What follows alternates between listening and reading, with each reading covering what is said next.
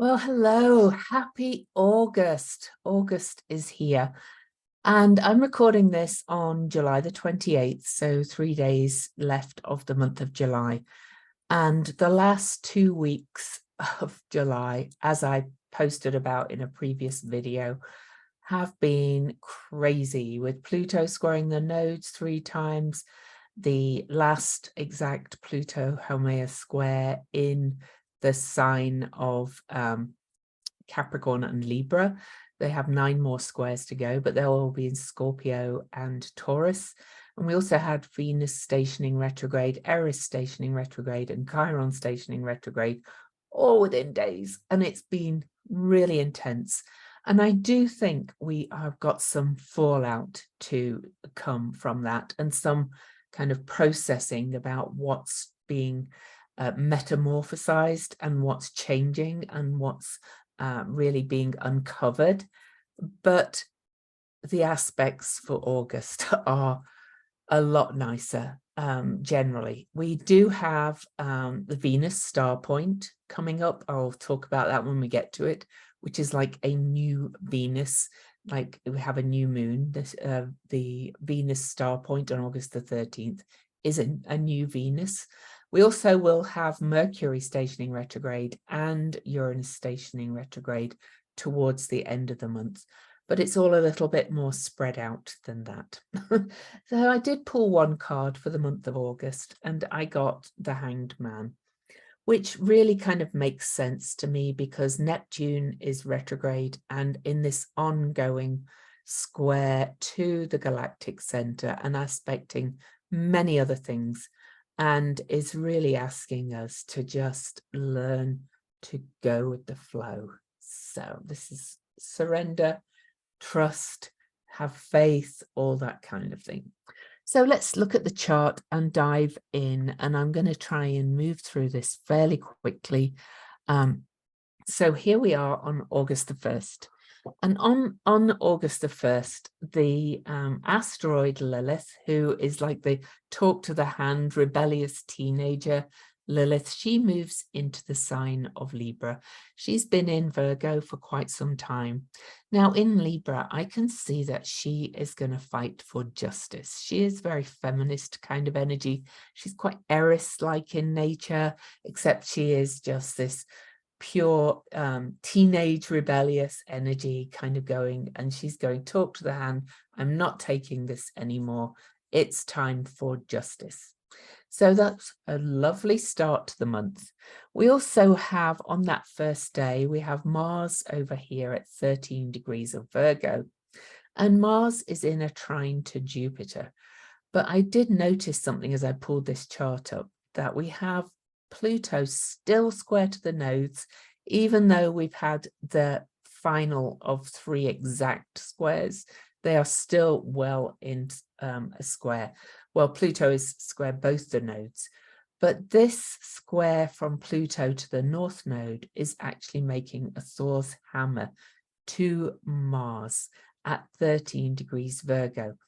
Now, on July the 26th, I wrote an article about Sinead O'Connor. I was doing my Venus call, and there were 2 Thor's hammers then to Vesta at 13 degrees of Gemini then, and 1 to Jupiter at 13 degrees Taurus. Now, 13 is the number of the divine feminine, the witch, the maligned. It's also a very magical number. And according to Anne Ortley, the Thor's hammer aspect is very willful and very powerful. Kind of think of it of Sinead O'Connor's powerful activist energy, and is very much about smiting, according to Anne Ortley, like crushing a heavy blow. And I love that all these Thor's hammers are pointing at 13 degrees. It feels like the patriarchy is going to be smashed, because the focal point, the point where the square is pointing to, is where the change is coming. And this is Mars at 13 degrees of Virgo. And Virgo is really the sign of the priestess. It's the sign of the Marys. If you look at the M symbol, the Virgo symbol, it's very much about service. There's more I could say about it, but I talked about it on the call, on my Venus retrograde call, as the news was coming out about Sinead O'Connor's death. And I literally talked about smashing the patriarchy. And really, that's what her protest message was all about. So here's to smashing the patriarchy. So anyway, that's a very big kind of smashing the patriarchy kind of energy. And it's in this Earth grand trine to Jupiter. So Mars and Jupiter is big change. Mars is in a Virgo, the sign of meaning, purpose, and usefulness and discernment. It's also Mercury ruled, and we have Mercury in the sign of Virgo. I think there's going to be some crushing blows coming in the month of August to the patriarchy. I'm talking about our hierarchical leaders. I'm talking about our institutions, things like that. Also on the first day, adding to that energy, it's a big start to the month. I promise you the rest of the month is a little bit softer than the rest of the month, but we also have Mercury opposing Saturn. I think there's going to be some big news. This is August the 1st. This is Tuesday.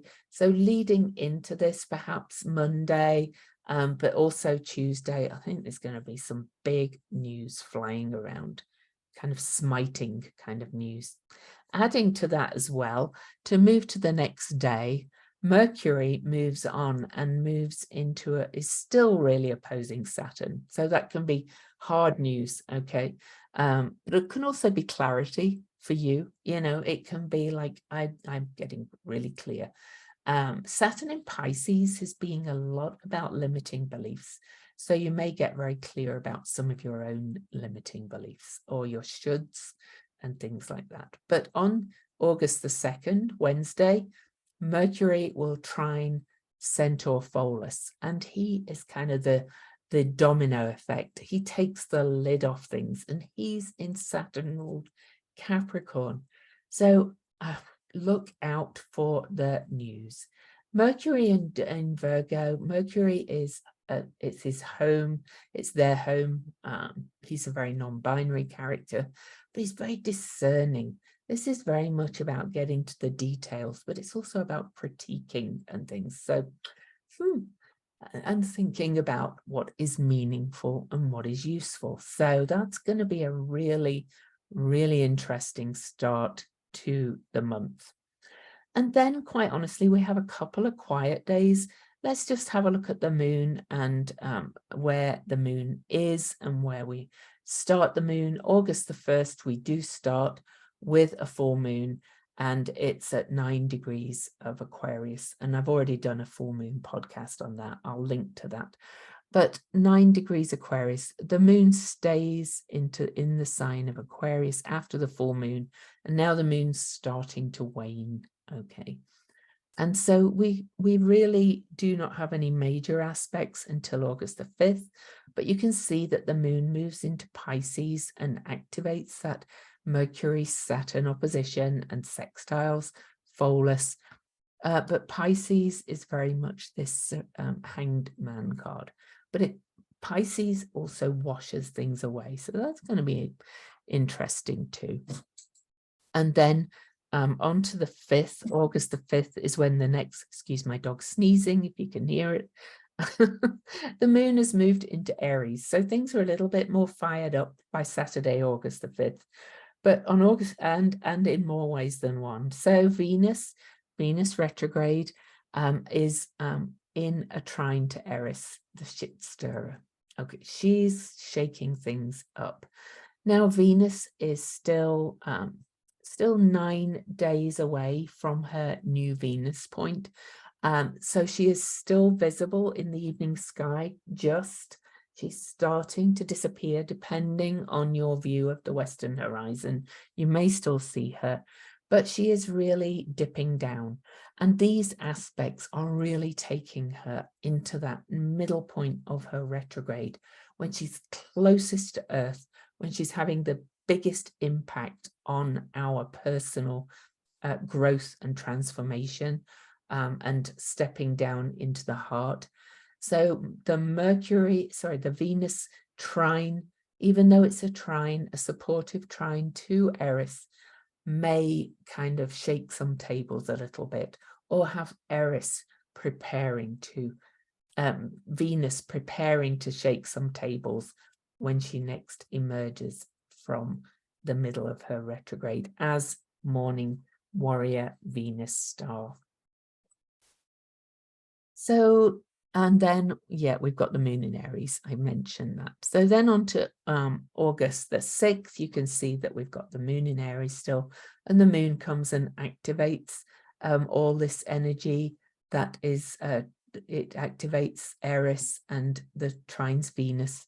But on that same day as well, on August the 6th, Juno over here in the sign of Cancer, in the sign of the mother, in the sign of the home, our basis of security, our basis of stability, Juno squares off to Eris as well.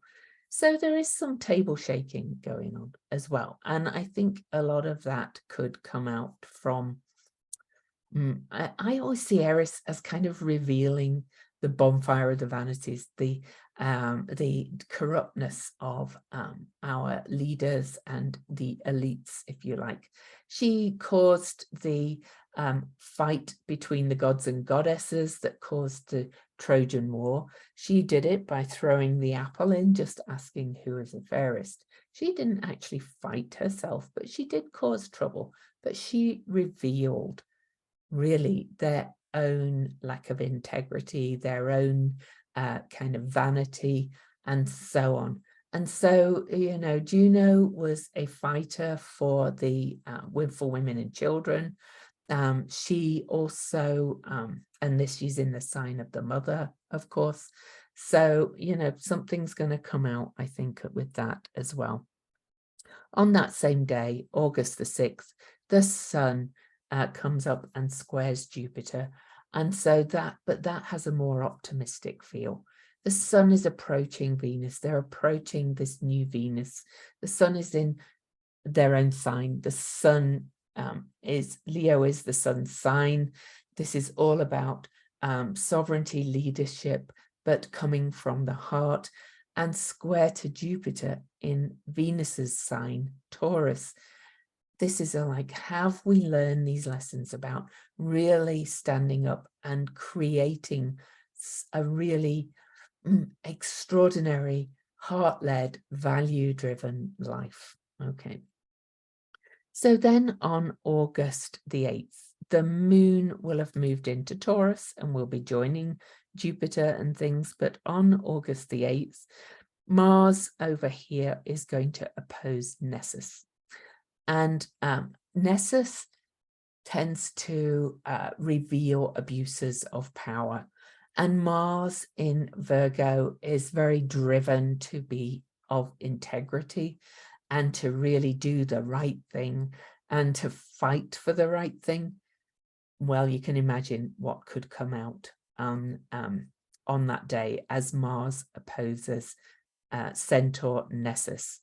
And so at the same time, if you notice here, we have Mercury and Wise Justice asteroid, Pallas Athena, at that 13-degree Virgo mark, which is still at that point of this Thor's hammer, smiting.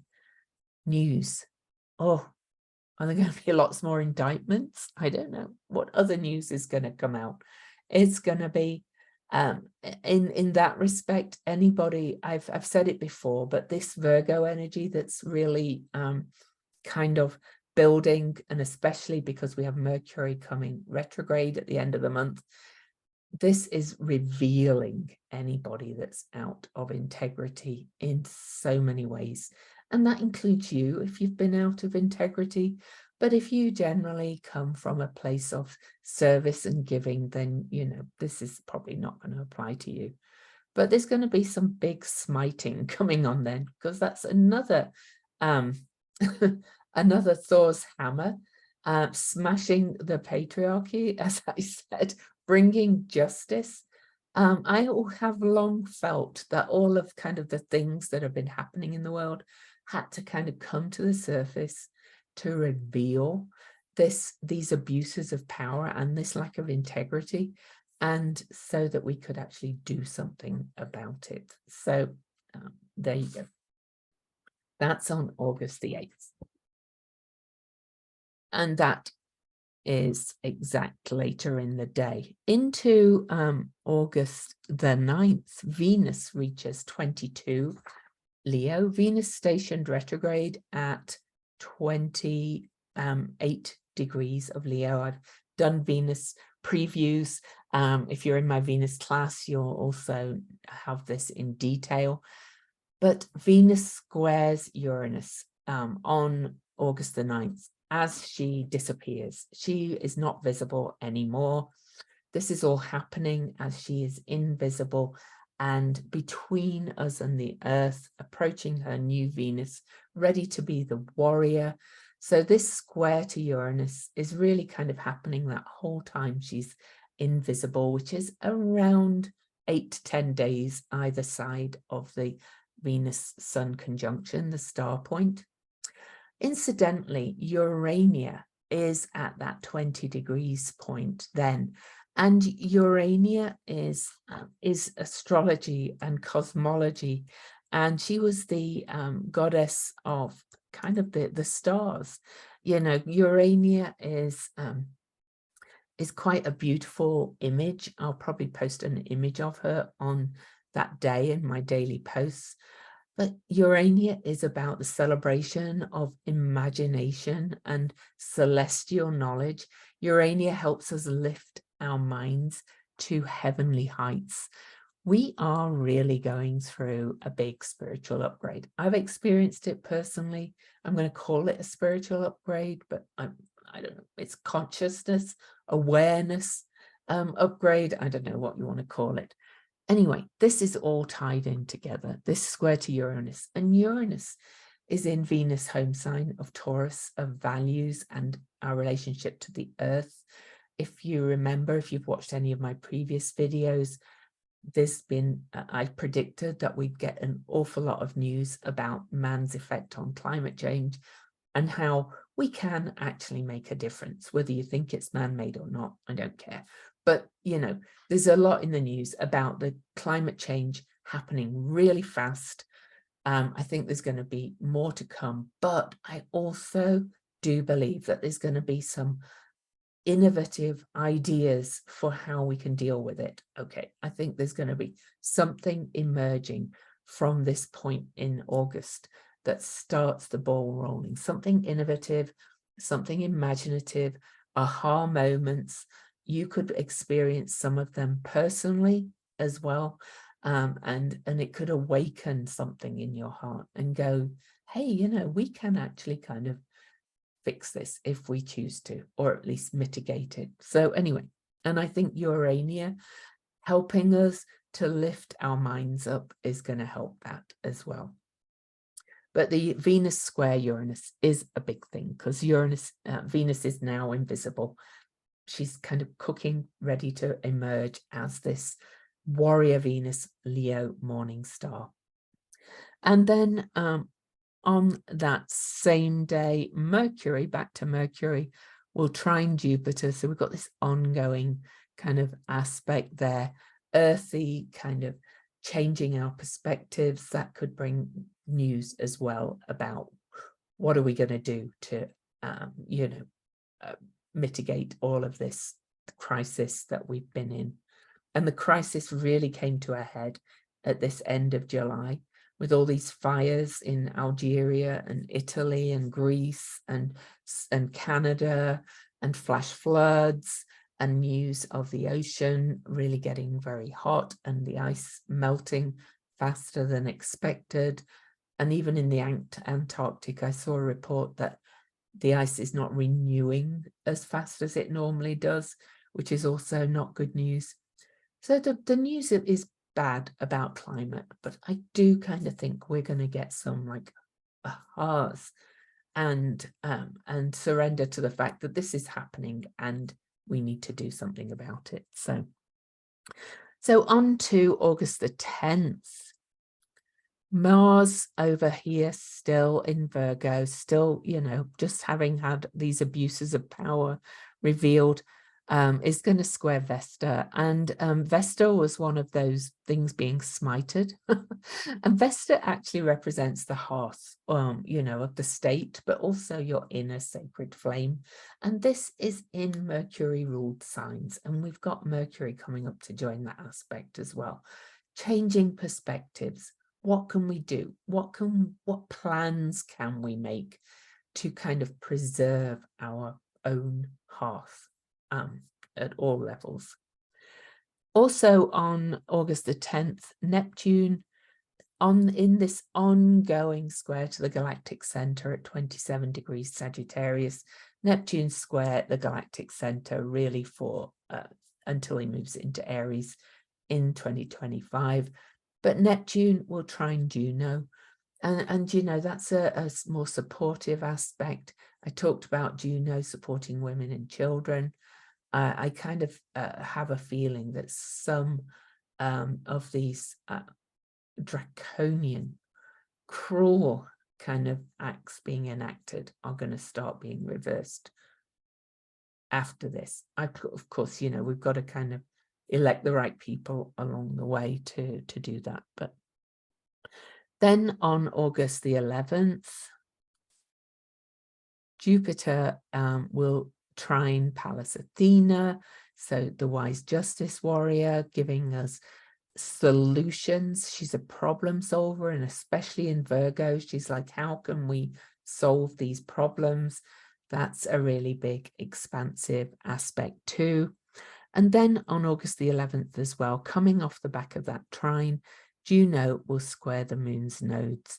And that's another turning point to the, if it is to be, it's up to me, Aries North Node, and to the South Node in Libra, which is the let's play both good people on both sides, you know, let's play nice.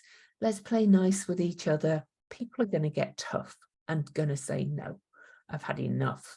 And you know, some of that will perhaps go a bit far, but we'll see. Also, then, we're on to August the 12th already, good. And then the sun on August the 12th, which is the day before the new Venus, will trine Chiron, and then they'll swap places and Venus will trine Chiron next. And if you remember, Chiron stationed retrograde, right as Venus stationed retrograde. So these two have been speaking to each other. Chiron is the shaman, the key to healing. He's going to kind of unlock some more of this energy of creative, passionate fire, of spiritual fire, of saying, you know, the more we connect with the shamanic realms. For me, astrology is shamanic. The earth is shamanic. Everything is interconnected. The more we connect with that, the more we'll be able to heal. All right. If you notice briefly, we've got this cardinal grand cross again as Juno squared the nodes, initiating major change. We kind of had a lot of that at the end of July as well. And that is activated on August the 13th by Juno opposing Pluto. Okay, and Juno, Hieros Gamos asteroid, sacred union asteroid, is saying we have to come together. Old, young, families, institutions, we have to integrate to fix this. We have to change the way we're doing things here. And then we have the big conjunction. It actually happens at 7:15 a.m. on August the 13th. So I'm not going to get it exact because I don't want to spend too much time jiggling the chart about. And this is the new Venus, still really in trine to Chiron, who's stationed retrograde, still in a square to Uranus. We've now got Urania in square to Uranus. Again, I think there's going to be a lot of innovative, lift up kind of ideas, taking us to these new spiritual heights. She's the goddess or muse of astronomy, astrology, and cosmology. And she really is the muse of astrologers and space cadets and cosmic connoisseurs, I've read as well.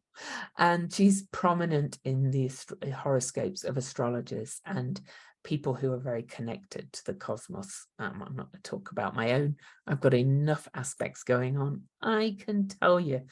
But just to kind of show you that Patrick Walker, who was a celebrated astrologer, had Sun Venus trine Urania. Linda Goodman had Urania in the 10th house of career, conjunct Jupiter in the midheaven, so right at the top of her chart. She wrote sun signs, and a lot of other astrologers had a prominent Urania. So listen to your astrologers this month. But my point of view from it, apart from astrology, is that we're going to get information that feels like it's coming from the cosmos. It's going to be like, how do we tune into these cycles better? But anyway, this is the new Venus day at 20 degrees Leo. If you have anything at the 20-degree point of Leo or the other fixed signs, which are Taurus, Scorpio, and Aquarius, you will really start to feel this. That'll be me. Okay, so also on that day, we have Mercury, right as Venus is going pow and waking up as this morning star. Mercury in the sign of Virgo, now well into the shadow of his retrograde, the pre-shadow, if you want to call it such a thing, because Mercury is going to retrograde back to 8 Virgo. Conjunct my Pluto. Okay, but anyway, Mercury, and he's the transformation agent. If you remember, he is also, like I said, it's his home, very discerning, very critical and critiquing in the sign of Virgo, is going to oppose revealer of abuses, Nessus in Pisces. Expect more to come out of this point, but it does feel like a turning point on that day, on August the 13th. Remember, I said 13 is the number of the goddess, the witch, the divine feminine. The divine feminine is rising. Now, she's not taking over. She is rising up to take her equal place. It's just been quite a journey to it because we're getting the resistance, but I think resistance will be futile in the end. So on August the 14th, Venus will trine Chiron as she did on the way into her retrograde, but she's conjunct Black Moon Lilith on that day as well. They've got an ongoing dance together. Black Moon Lilith and Venus were conjunct when Venus stationed retrograde. But, you know, this is kind of the union of even Lilith, if you want to look back at the myths, the first and second wives of Adam, you know, just talking mythically. And there's some that say that, you know, with the tree of knowledge and the snake, that Lilith was the snake and that Eve, you know, took the apple, because we need this knowledge. We need to be fully human. There was no falling exactly. It was just saying, you know, we are fully human and we are here to be fully human. That's my thought on it anyway. And so then on to the 15th. Juno enters the sign of Leo later in the day. And at that point, we will have asteroid Juno, asteroid Hecate, she's here, the goddess of the crossroads, the moon in Leo, Venus in Leo, Black Moon Lilith in Leo, the sun in Leo. Those two meet on that day, actually, and the beautiful Urania. And these are all at 22 degrees. Well, these two are. But anyway, all of this, Leo, this is like really kind of like boosting up that Leo energy, going, are you learning to navigate, to quote Brene Brown, the Atlas of the Heart? If you haven't read that book yet, I'd go and read it. Okay, so that's Juno moving into Leo later on the 15th in the afternoon. And then later that day as well, the Sun squares Uranus. And that will be exactly at the 23-degree mark of Uranus. And Uranus is now slowing down to station retrograde. Uranus will not station retrograde till the very end of the month, the 28th. So we're not quite in the zone, but Uranus is starting to slow down. And that can kind of continues this energy, you know, with Uranus and Urania there.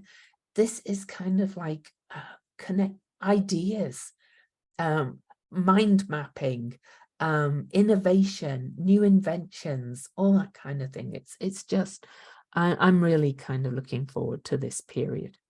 Then on August the 16th, Mars over there in, whoops, oh, did not want to do that. So we're on the 16th. Let me go back there, press the wrong button. So on the 16th, Mars, still in Virgo, being all discerning, all that kind of stuff, he trines Uranus. So, you know, whatever's kind of awakened in us and whatever innovative ideas come out, Mars is going, okay, all right, now let's get to work and let's make them useful. All right. So that's Mars there. And then on August the 17th, Uranus, actually, I do want to go back the day. I'm not going to get to it exactly because I will be doing a new moon podcast. But we do have a new moon on August the 16th at 23 degrees of Leo. And so this is only 3 days after the new Venus. So we have and Venus is still invisible. So we have a new Venus on the 13th and a new moon just 3 degrees after the new Venus. So it's really all kind of very intense, very concentrated area of the chart. The new moon in Leo really also activates it and kind of, you know, when we're in the new no moon phase, the moon is also invisible for about 3 days. So as Venus emerges as morning star, the moon will also be emerging as the Leo new moon. It's just, I'm really, really kind of excited about this month, to be quite honest. But I do think there's going to be a lot of revealing. So, as I said, on the 17th, Pallas Athena follows Mercury and Mars with the opposition to Nessus. So more revealing of abuses of power. I think there's going to be a lot of this coming out this month. You know, just to kind of look to the US as well. I would not be surprised if there's probably going to be more indictments for the ex-president, but I also think there's going to be more people connected to it and more indictments and not just kind of the handyman from Mar-a-Lago or whatever he was. I think there's going to be more people, you know, evidence revealed and charges perhaps against more people connected with all of that. So then on August the 18th, there is one thing worth noting, and this is Hecate, the goddess of the crossroads. The kind of she had the keys to all the worlds, the underworld, the middle world, and the upper world, or heaven, hell, and earth, if you want to call them that. And she opposes Grace Spinner and space holder Cariclo on that day. You know, they've been kind of hovering in the background going, we're holding space for this healing to come. I still think we've got a long way to go to heal, but this is a big step in the right direction. And then on August the 19th, asteroid Lilith over here now, kind of saying, talk to the hand, let's have justice, and let's stop playing nice, because she's like, I'm a rebel. I'm not keeping the peace. I'm not playing nice. Asteroid Lilith squares Pholus, the domino effect, the taking the lid off it, a little bit like Pandora's box. So that's going to be interesting too. And on that same day, the sun, at the last 2 weeks of July, we also had the sun square the nodes, which is the midpoint of the eclipses. The sun has now moved on and is going to trine that Aries north node, this passionate spiritual uplift, fire, phoenix energy, reborn energy. Venus is going to be visible now in some places. She's now 6 days beyond that star point. She's going to be emerging. We've got the new moon emerging, and the sun trines that north node in Aries, more kind of fire, passionate, creative kind of energy. But it's very much, if it is to be, it's up to me. We have the choice whether to create from the heart. Okay. So then on August the 20th, we have Chiron. Oh, before I do, let me just stop for a second. I want to say, don't forget to subscribe, leave me a thumbs up. Whoever keeps leaving me a thumbs down, why don't you just let it move on? You know, you don't like my opinions or views or something. I don't understand why people do thumbs downs. You'll probably keep doing it just because you're obviously kind of that kind of person. But anyway, please, anybody who's not subscribed already, subscribe and give me a thumbs up. I don't really take it personally. I just can't quite understand why people would do that and not just move on. But that's me. So Ceres. We haven't talked about Ceres all month. She's been pretty quiet. But now Venus is emerging from her retrograde. Now, it's my opinion that Venus retrograde journey is the journey of Persephone or Venus and Demeter, Ceres, the mother, and Hades too. And now Venus is coming up, and there's a beautiful iconic image of Persephone being lifted up back up to the Earth's surface, where to be reunited with her mother. Now, they're not going to be quite reunited yet, but now Ceres opposes Chiron and looks at it and says, Chiron goes, he's the shaman. He goes, you know, he's kind of this psychedelic medicine man, maybe the Hierophant at the Eleusinian Mysteries, if you want to know about the Eleusinian Mysteries. We are doing them, looking at them in the class, but you know, this is about direct experience of God. And Demeter kind of now looks Chiron in the face. If you remember, Venus has just aspected Chiron and goes, is healing coming? Are we getting reunited? Ceres is the great mother, and she is about mother-daughter relationships, but she's also about our relationship with the cycles of the earth and life and birth and death and rebirth and all that kind of thing. And she's also about grief and forgiveness. And here she is in Libra, opposing Chiron, saying, are we going to kind of reach some agreement, which is very Libra. The moon also comes up and conjuncts Ceres on that day. So I think you might start to feel glimmers of where this is going, of where you are reaching this reconciliation and where you are coming into this wholeness of the cycles of life and death and birth and forgiveness and grief and all that kind of stuff. So just watch that space. Then on, we don't have any more aspects till August the 22nd. Now Venus is at 14 degrees away from the sun. She should be pretty visible now. In the east in the morning, get up early, come to see her. But anyway, you know, watch for Venus rising. But on the 22nd, Venus will square Jupiter. And that's the two benefics. And then, of course, Venus will square Jupiter again as she turns direct. She also squared Jupiter way back before her retrograde. But now this is optimism. Jupiter's in Venus home, Taurus. This is like, okay, we can really start to manifest.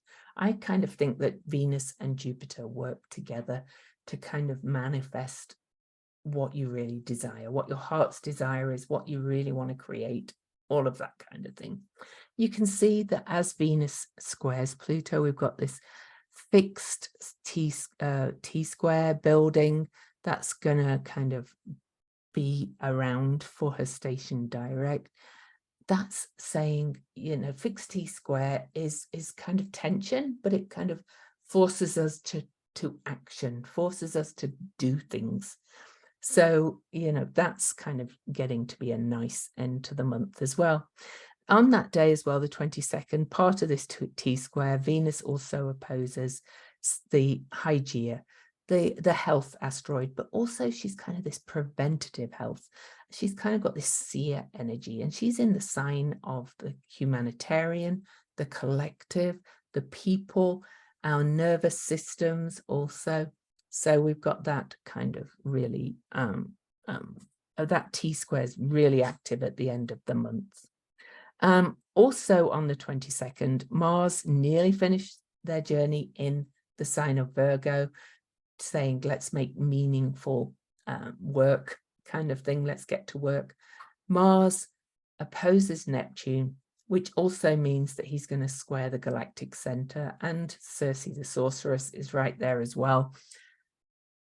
Mutable signs, action, really bring the change, really, you know, get to work to be more meaningful and of service to the collective, to source, to spirit, to the earth, to everything. It's, yeah.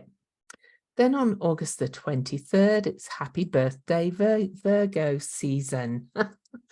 And the energy in Leo is really starting to dissipate. Okay. And, you know, so happy birthday Virgos. You know, it's always kind of after the school holidays in the Northern Hemisphere, at least after vacations, people get back to work. We have Virgo season. So happy birthday, Virgos. It's also Virgo meme time on my Facebook page, Cosmic Owl Astrology. I do that to kind of lighten the mood a little. And Mercury will station retrograde on the 23rd as the sun goes into Virgo at 21 degrees and 51 minutes of Virgo. It's all changed, and it's time to do all the rewords. And in Virgo, this is reflecting and reviewing and revisiting what has meaning and how we are useful and how we are doing useful work in the world. It happens to be square my sun. Okay, then we have a really quiet end of the month. We do have on August the 24th, we have the last quarter moon, sorry, the first quarter moon moving towards the next full moon, but I'll write an article about that on my Substack as usual. We do also on the 24th have, and I hadn't highlighted that, Mars, as Mars is finishing up their journey in Virgo, Mars trines Pluto. That's real kind of push. That's saying, get to work. Now, thinking back to when Venus stationed retrograde on July the 22nd, she was at 28 Leo. Incidentally, Urania's nearly there now. But Pluto has now retrograded back to 28 Capricorn. So Venus was at the apex of a boomerang yod, or finger of fate, finger of God, pointing right at her. And she had not quite reached this quincunx aspect to Pluto. And those two, the dance of those two is like the dance of Persephone and Hades, this another cosmic marriage, okay? And Venus has gone back and said, I'm not quite ready to deal with you yet. You've got some work to finish up. She will move forward and eventually quincunx Pluto, which is an aspect that's saying, are you ready to make these adjustments? Are you ready to shift things? Quincunx is a powerful change aspect, but it's kind of saying, you know, these disparate things need to be integrated and you need to change to move forward. So anyway, Pluto is at that 28-degree mark as Mars trines it. And Mars and Pluto are the traditional and modern rulers of the sign of Scorpio, but Mars also rules this north node. We've got that dance at the end of the degrees again, but this is strong will and drive to create and change and to make real that meaningful work. Okay, so that's a powerful aspect on the 24th. Then on to the 26th, as we're going through Mercury retrograde, Mercury will go back and connect with Wise Owl, Pallas Athena again, wise justice, problem solver. There's going to be a lot of kind of ideas coming out of that as Mercury is at his station point. And we may have to revisit some of the ideas we've been having, or just go back and kind of visit the detail in Virgo and go back over the plans and the ideas that have been coming out, like popping like candy everywhere. So anyway, that's Mercury conjunct Pallas Athena. On the 27th, we have the Virgo sun opposing Saturn. And that's kind of, you know, a little bit of a kind of reality check again, a little bit bigger look at our limiting beliefs. Where are we saying, you know, we can't possibly do this? And then the sun in Virgo is going, all right, well, let's look at this and let's see, you know, I think we actually can do this. So that opposition is probably going to really bring up some people saying we can't, or you saying we can't, or the shoulds, and or this is the way it's always been. And Saturn in Pisces is going, that's all changing now. We can do this. And then right after that opposition, Mars leaves the sign of Virgo at 9:19 a.m. on the 27th. Sorry, Virgo, yeah. Mars moves into the sign of Libra. Said to be a sign of detriment because it's opposing the sign of his home sign Aries.